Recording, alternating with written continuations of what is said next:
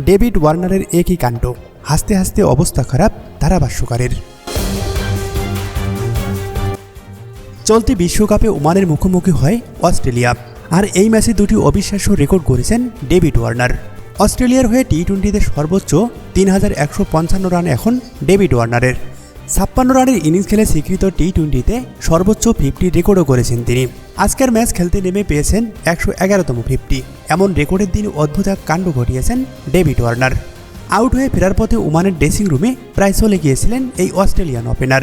David ওয়ার্নারের 56 এবং mark স্টোনেসের 67 ইনিংসে Australia আগে ব্যাট করে তুলেছিলেন 164 রান।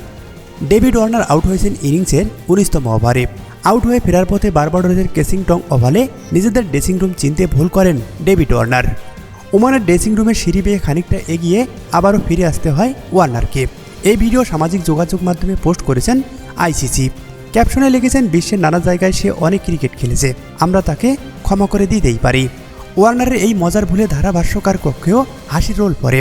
ধারাভাষ্যকার পমি এমবাঙ্গা বলেন, এটা একটা শিশুতর ভুল, ওয়ার্নার তো নতুন কিছু নয়।